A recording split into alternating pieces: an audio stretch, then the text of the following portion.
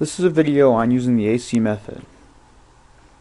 You want to use the AC method when you're factoring expressions of the form ax squared plus bx plus c where a doesn't equal 1. So you're factoring a trinomial, meaning it has three terms, and a, b, and c are all constants. A is the leading coefficient. Really what we're saying is that a can't be 1. Alright, so a is any number other than 1 here. Alright, so that's what this note says. The steps to factoring in this form are, first, determine if a GCF exists. If so, you want to factor it out. Sometimes there will be, sometimes there won't be. But if there is, factor it out to the front and then follow the steps as normal for what's left over. Step 2, you want to find two numbers whose product is equal to AC. When I say product is equal to AC, you want to multiply what A times C is, figure out what that number is, and you want to find numbers whose product is equal to that number. So A times C is coming from A times C up here in the expression, and whose sum is equal to B. So we want numbers that multiply whatever AC is, and they also have to add to whatever B is, the middle coefficient.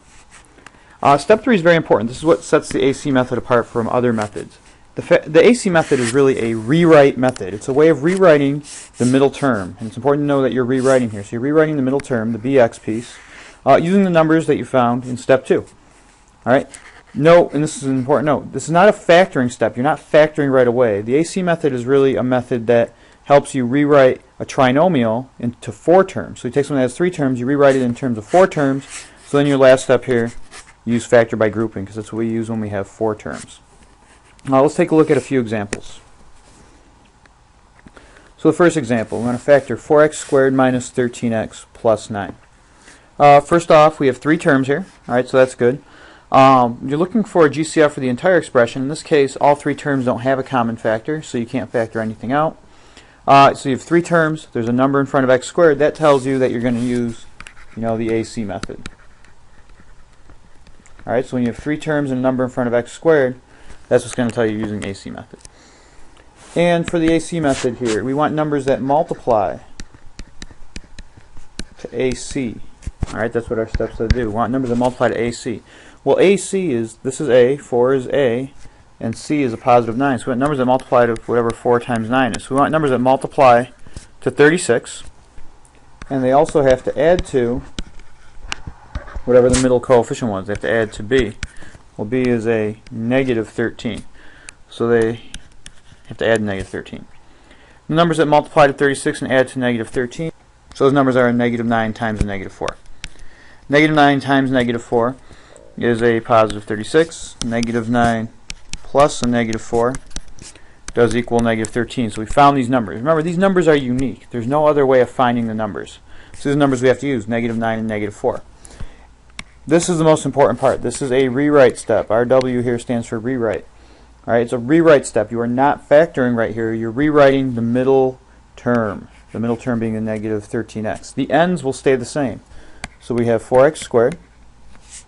And now negative 13x is going to get replaced with the numbers negative 9 and negative 4. And since this is an x after it, x is going to come along. So it's a negative 9x. Alright, and then minus 4x. That's replacing the middle term. And then the plus 9 on the end stays plus 9.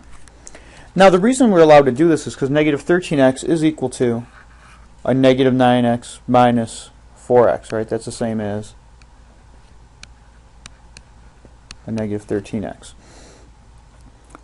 So looking at that, that means that we can really separating negative 13x up into 2 terms, negative 9x and negative 4x. But you have to do it systematically. You can't just pick whatever numbers you want. That's what the AC method does. It gives us a systematic way of picking how we break up that middle term.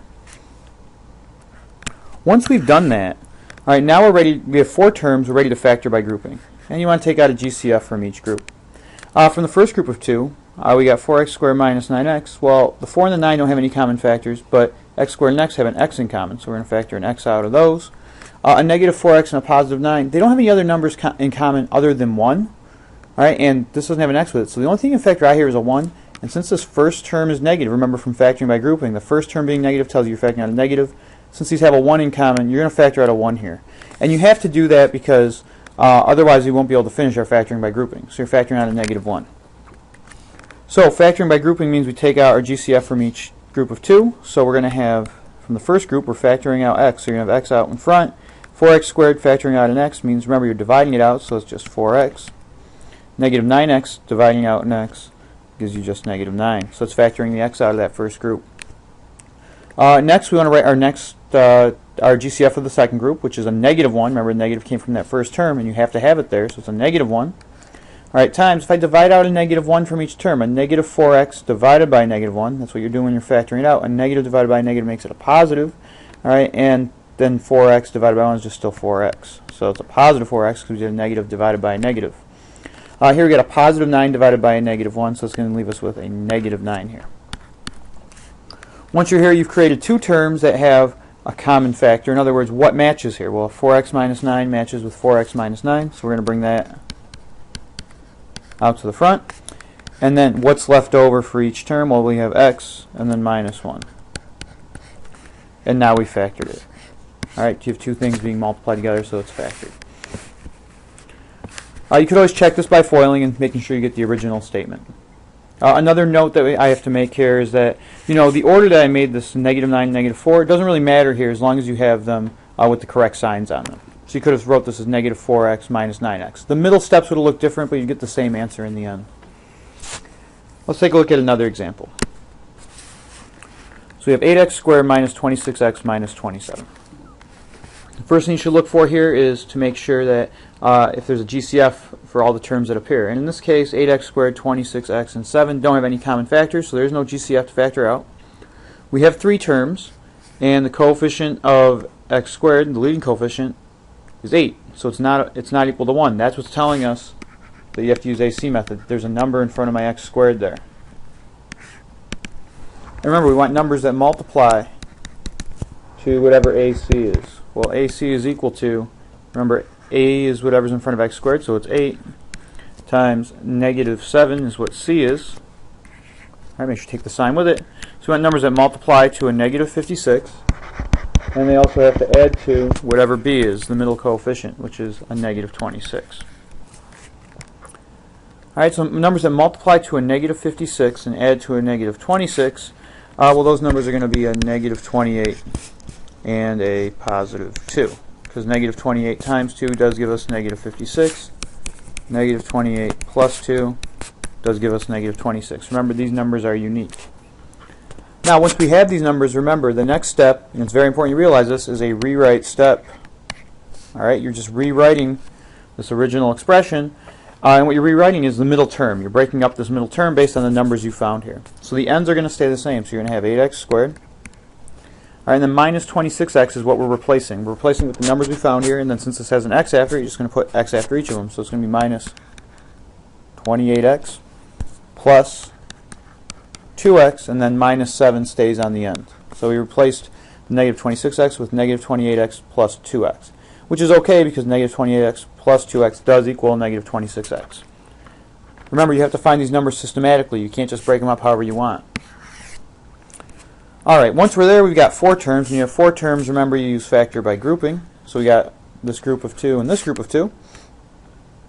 This first group of 2, common factor between them, well, we got 8 and 28, so the GCF between those will be 4, and then x squared and x have an x in common, so this is going to be 4x.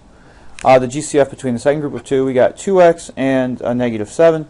2x and 7 don't have any common factors. All right, if they did, you would factor it out, but since these don't have any common factors other than 1, we're going to factor out a 1, and it's a positive 1 because the first sign is positive. It's always based on the first sign, remember.